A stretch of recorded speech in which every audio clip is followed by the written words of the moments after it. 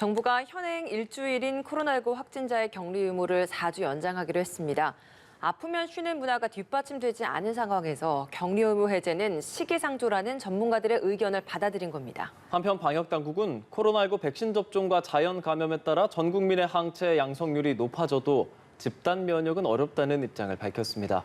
관련된 코로나19 내용들 정기석 한림대 성심병원 호흡기내과 교수 모시고 이야기 나누겠습니다. 어서 오십시오. 어서 오세요. 네, 확진자들의 자가격리 아직까지 일주일 유지되고 있지 않습니까? 정부가 이걸 4주 더 연장하겠다 이렇게 밝혔습니다. 가장 큰 이유가 뭔가요? 현재로서는 그렇게밖에 할 수 없는 건데요. 네. 왜냐하면 이 바이러스의 전파력이 줄어든 게 아니에요. 우리가 보고 있는 특히 이 오미크론은 네. 전파력이 사상 최고입니다. 우리가 홍역이라는 병이 이제 많이는 없어졌지만 그게 한 사람이 한 열 몇 명 감염시킨다고 알려져 있는데요. 네. 이 오미크론이 한 사람이 걸리면 그 사람이 10명 내지 15명을 감염을 시키는 거예요. 독감은 그냥 한 명에서 2명을 감염시켜요. 그거에 비교하면 어마어마하게 높죠. 네. 근데 그게 아직까지 과학적으로 어떤 자료를 통해서 많이 떨어졌다라는 게 안 나왔기 때문에 당분간은 좀 안전하게 가는 게 맞다 이렇게 보는 거죠. 확진자 7일을 유지할지 축소할지 국민들한테 물어봤었더니 47%는 지금처럼 격리를 해야 된다고 하고 36%가 격리를 해제해야 한다고 답했습니다. 격리 유지가 좀 더 높게 나오는 이유는 뭐라고 보세요, 교수님? 우리 국민들이 되게 조심스럽잖아요. 지금 실외에서 마스크 다 벗으라고 했는데도 다 쓰고 다니시잖아요. 저는 그 부분에 상당히 놀라고 있어요. 예. 야외에서 말씀하시는 예, 거죠? 야외에서. 그래서 제가 벗고 있는데도 불구하고 남들이 다 쓰니까 저도 이제 할 수 없이 좀 쓰게 되는.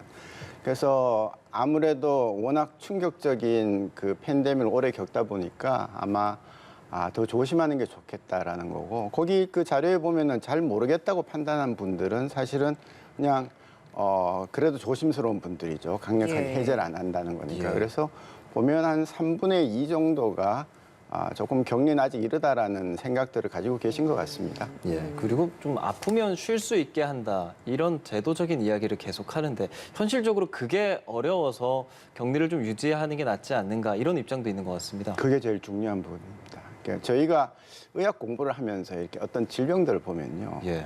학교를 쉬어야 되는 그 시간, 그다음에 직장을 떠나야 되는 시간, 날짜 이런 거에 대한 것들이 의학 교과서에 기술이 돼 있어요. 그래서 저희가 그걸 공부하면서 우리는 뭐 감기나 독감 걸려서 그 직장 쉬거나 이런 거 안 하는데도 교과서에 나와 있을 정도로 서양의 그 문화는 아프면 쉬는 문화입니다. 근데 우리는 그렇게 안 해왔죠. 그렇죠. 그리고 특히 이제 뭐 좀 큰 기업 같은 데는 아프면 쉴 수 있을지 모르겠으나 예. 조금 이제 영세하거나 또 그 개인 기업 이런 데는 아무래도 눈치가 보여서 예. 아프다고 쉴 수 없는 그런 문화가 지금까지 오지 않았었습니까? 그렇기 때문에 그걸 감안해서라도 격리를 섣불리 다 해제하는 것은 정말 아픈데 나는 일하러 가야 되고 또 아픈데 할 수 없이 사람들을 만나야 되고 그러면 나만 아프면 아플 수 있지만 나로 인해서 바로 내가 만나는 10명, 15명의 사람이 감염을 받게 되는 거잖아요. 네. 그래서 그런 양측인 측면, 그러니까 내가 아플 때 쉬어야 된다는 측면, 그다음에 또 내가 쉬지 못하고 나갔을 때 많은 사람한테 전파를 시킨다는 그런 두 가지 면을 봤을 때 아직까지 객관적인 자료는 좀 미흡하다, 완전히 해제로 가기에는 그렇게 네. 보는 것이죠. 완전 해제는 아니더라도 일주일이 아니라 5일만, 닷새만 격리하자 이런 이야기도 검토가 된 바 있잖아요. 실제로 영국이나 그리스나 독일에서는 이 5일만 쉬는 걸로 변화를 시켰다고 하는데 우리나라는 왜 5일은 채택하지 않은 건가요? 그게 이제 어떤 나라가 했다고 가는 거는 뭐 당연히 아닐 거고요. 네네. 지금 자료가 있습니다. 이제 뭐 새 정부가 과학 방역 얘기를 많이 했고 저도 좀 더 객관적인 자료를 가지고 방역을 하는 게 좋겠다는 말씀을 오랫동안 해왔는데요. 5일째 가능은 합니다. 그런데 이렇습니다. 지금까지 나온 자료는요. 5일째의 격리, 5일만 격리를 하고 6일째에 이제 나왔을 때 네. 이제 이렇게 둘이 앉아 있지 않습니까? 네. 그러면 제가 백신을 맞았으면 백신을 맞고 앓고 6일째에 나왔으면 제가 감염을 시킬 확률이 30%입니다. 저 같은 네. 사람이 10명이 있으면 그중에 3사람은 옆 사람한테 감염을 시키는 거죠. 높은데요, 확률이. 예, 그러면 직장 동료들 사이에 6일째 근무한 분하고 이렇게 쉽게 가까이서 그전같이 어울릴 수 있겠느냐라는 네. 문제이고 그게 일주일과 비교했을 때는 뭐 많이 차이가 나는 많이 겁니까? 차이가 납니다. 아. 예, 8일 차이 나오면 10% 밑으로 떨어집니다. 아. 예, 처음에는 우리가 뭐 2주도 하고 열흘도 하고 그랬잖아요. 네네. 그래서 이제 열흘에서 일주일로 줄어들 때 한 10% 정도는 우리가 봐주자. 그리고 이제 떨어진 거거든요. 5일 차까지 하면 아직까지도 한 30% 정도의 위험이 있는 거예요. 네. 그래서 지금 5일로 줄이는 것도 저로서는 조금 조심하고 특히 다음 자료가 있어야 된다. 30%라는 자료가 나온 지가 꽤 됐습니다. 그러면 여러 가지 백신도 더 많이 맞았고 또 감염도 많이 당했으니 그러면 좀 방어력이 더 있을 거 아니냐. 그러면 새로운 자료를 내고 따라가면 국민들이 걱정 안 하고 따라가게 되겠죠. 감염병 등급이 2급으로 됐고 많은 이제 방역 관련 조치들이 해제가 된 상황이지 않습니까? 아프면 쉬자. 이게 하루아침에 사실 되는 문화는 아닐 텐데 그렇다면 언제쯤 이 격리 해제가 될 수 있겠습니까? 이 격리 해제는 이렇습니다. 아까 말씀드린 그 전파력이 많이 떨어졌다. 네. 이제 오미크론도 많이 약화됐다라는 거. 그다음에 워낙 걸리는 사람 숫자가 적으면 가능하다고 봅니다. 그러면 그게 수치가 한 몇 명 정도여야 적다라는 기준인가요? 그 부분은 우리가 딱 이론적으로 얼마라고 얘기하기는 좀 어려울 겁니다. 네. 네, 그 부분은 여러 이제 사람들의 의견을 받아야 되는데요. 적어도 지금은 사실은 검사들을 많이 줄여놨기 때문에 네. 실제로는 몇만 명 정도씩은 매일 감염이 되고 자기도 모르게 앓고 넘어간다고 보는 거거든요. 그랬을 때에 이것을 계속 이렇게 돌리면은 6월, 7월, 8월 이렇게 하다가 이제 찬 계절이 돌아오면 확 늘어난다는 거 우리 다 알고 있는 거죠. 그래서 그런 부분들을 좀 감안해서 앞으로 격리에 대한 정책을 좀 펴나가는 게 옳지 않겠나 그렇게 봅니다. 실내만 마스크 착용이 의무화돼 있고 실외에서는 마스크 착용 의무화되어 있지 않습니다. 근데 뭐 앞서서 뭐 바깥에서도 마스크 쓰는 분들이 많다라고 얘기를 하셨는데 오히려 이게 실내로 들어가면 식사를 하다 보니까 마스크를 벗고 식사를 하고 그 상태로 대화를 하고 이런 사람들이 좀 더 많아서 과연 실내 마스크 착용 의무화만 유지시키는 게 효과가 있나? 이런 의문은 들거든요. 교수님 의견 어떠십니까? 결국 이제 마스크를 벗고 뭘 해야 될 때, 네. 예, 이제 결국은 취식이 되겠죠. 네네. 예, 그때만 빼놓고는 나머지는 그래도 마스크를 쓰고 있는 것이 아직까지는 안전합니다. 근데 저도 실내 마스크 정말 벗자고 주장하고 싶은데요. 아마도 이번 겨울을 어떻게 나느냐를 보고 괜찮아지면 모든 체제가 갖추어지면 백신과 치료제와 의료 시스템과 사회적인 공감대와 이런 게 다 갖추어지면 내년 봄부터는 우리가 그냥 일상으로 그야말로 없었던 것 같이 그냥 편안하게 돌아갈 수 있지 않을까 싶고요. 그 전에 실내 마스크를 그러면 음식점에 다 벗고 찻집에서 다 벗는데 그러면 평소에도 다 벗으면 어떻겠느냐라고 네. 생각할 수 있습니다. 또 일부 어떤 나라에서는 지금 벗고 있는데도 꽤 있기도 합니다만은 그랬을 때에 아직까지 우리가 보고 있는 전파력이라든지 그다음에 이 사회에 돌고 있는 바이러스의 전체 양들을 봤을 때 어디 가서 감염이 될 수 있어요. 지금 재감염, 3차 감염까지 막 나오잖아요. 그러면 내가 안심할 수 있는 상태가 아닌 거죠. 네. 그래서 조금 더 시간이 필요하다 그렇게 봅니다. 알겠습니다. 지금 확진자 최근에 계속 10,000명대 아래를 유지하고 있습니다. 뭐 7,000명대 이렇게 나오기도 하는데 지금의 이런 전반적인 추세 확실히 안정이 됐다라고 보시는지요? 그렇습니다. 예, 저희가 뭐 50몇만 명을 보다가 지금 얼마를 보고 특히 다행인 것은 치명률과 중증 화율이 많이 줄었죠. 근데 지금 그럴 수밖에 없는 것이요. 앓은 분들이 많기 때문에 저를 포함해서 이미 감염이 다 예, 됐는데 2월, 3월, 4월에 됐잖아요. 지금은 안전한 시기예요. 잘 안 걸려요. 예. 일단 백신도 좀 약한 분들은 4차 백신까지 들어가지 않았습니까? 네. 그러면 백신에 의한 항체도 꽤 많이 있고 앓은 사람들이 뭐 1,000만 명 넘는 사람들이 최근에 알아서 가장 강한 항체를 갖고 있는 것이죠. 예, 그래서 지금은 좀 안전해 보이는 것이지 결코 이 상태가 오래 가지는 않을 거다. 예, 그 시기는 아마도 빠르면 이른 가을, 늦어도 이른 겨울 정도면은 항체들이 다 떨어질 거다 이렇게 보는 거죠. 그 하늘길이 많이 열렸어요. 그래서 해외 유입 확진자들도 다시 좀 늘기 시작했는데 이게 큰 변수가 되지는 않을까요? 될 수 있습니다. 예. 지금 독감이 사실 2년 동안 없다가 금년에 이제 남반구인 호주에서 그전까지 똑같이 나오기 시작했습니다. 거기에다가 사람들이 이동이 시작되면요, 우선 독감부터 먼저 찾아올 거고, 코로나에 관해서는 이제 우리나라에서 철저하게 지금 그 소위 검역을 하고 있지만 변이 문제이죠, 그죠? 변이 문제가 아직까지 정말 다행인 것은 오미크론에서 더 나간 변이는 아직 안 나오고 있습니다. 그래서 그런데 많이 열려서 하늘길이 많이 열리고 사람들이 이제 많이 들어왔을 때 확률적으로 변이를 갖고 들어온 사람들이 많아질 거고, 변이가 아니더라도 바이러스를 갖고 들어온 사람들이 많아지면 자연스럽게 퍼지게 되는 것이죠. 예, 지금 일상을 완전히 회복했을 때를 100점이라고 하면 이번 달 일상 회복 점수가 61.7점 평균 이렇게 나왔습니다. 코로나19 사태 이후에 가장 높긴 한 건데, 말씀하신 것처럼 해외여행도 가고 있고 콘서트, 뭐 영화관도 요즘에 사람이 많은 이런 상황인데, 이런 일상 회복들이 걱정이 되지는 않으시는지요? 아닙니다. 가야 됩니다. 이 정도는. 왜냐하면 이제 우리가 그 처음에 바이러스가 많이 돌 때는 봉쇄 전략이라고 해서 다 닫았습니다. 이제는 이제 완화 전략을 펼칠 때가 됐고 실제로 많이 펼치고 있고요. 그래서 많이 활동적이고 젊은 사람이 활동적이니까, 건강한 사람들이 또 활동적이니까 그런 분들을 중심으로는 조금 완화 전략의 한 일환으로서 자연스럽게 노출되는 것도 그거를 끝까지 막아가지고 사회생활을 막고 경제 활동을 막고 할 필요는 없다는 것이죠. 그럼 걸리면 괜찮느냐? 그건 아닙니다만은 자연스럽게 걸려서 건강하게 나아주는 건강한 계층들이 있다면은 그분들은 조금씩 걸리면서 가는 것이 자연스러운 노출 전략이고 완화 전략의 하나가 되는 것입니다. 네.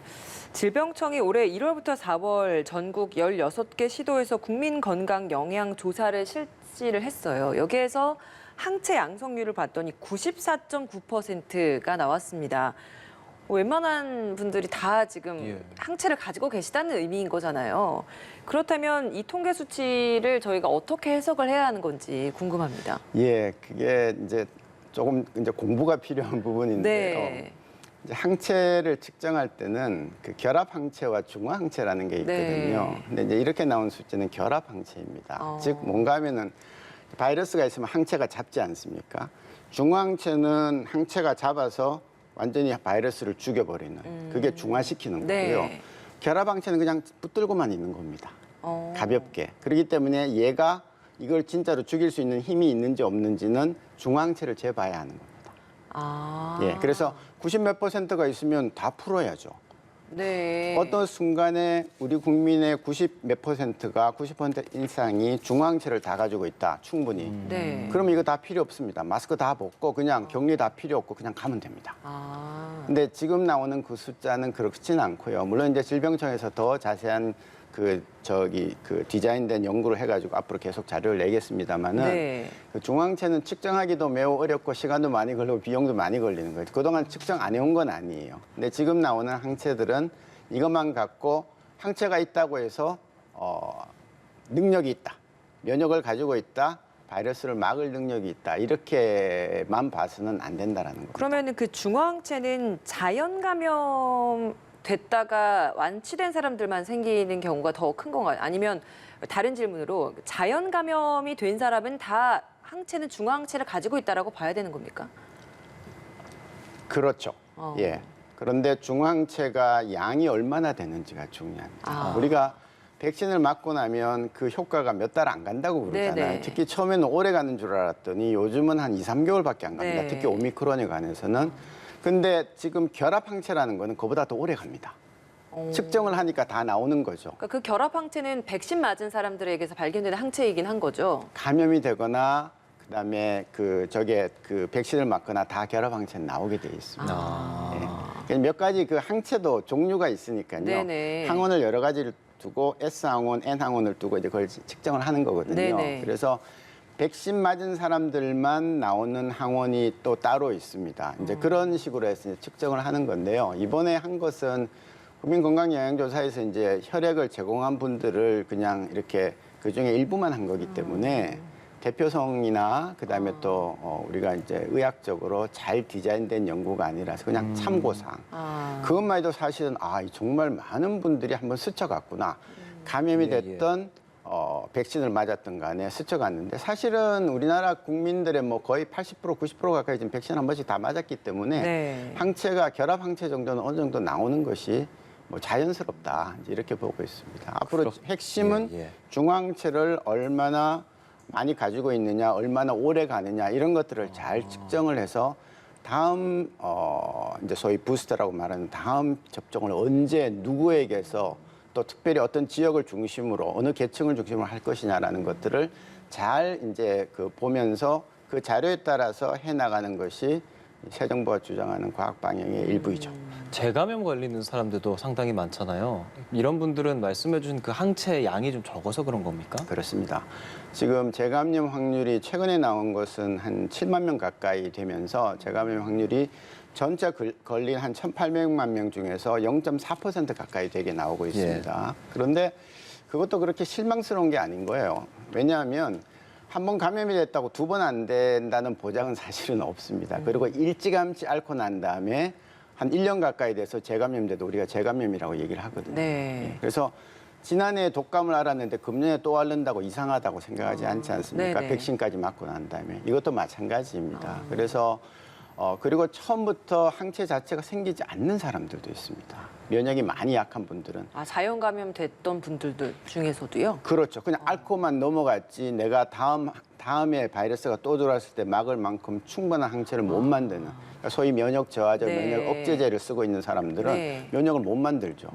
그래서 바깥에서 강제로 항체를 만들어서 주사를 놔주는 것을 이제 질병청에서 도입을 해서 곧 이제 해당되는 분들한테 놔드리죠. 그러면 그분들은 백신 맞아도 생기지 않는 항체 자체를 맞아버리니까 상당 기간 도움이 되는. 비용은 비쌉니다만은 뭐 우리나라가 선진국이니까 충분히 소화가 가능하리라 봅니다.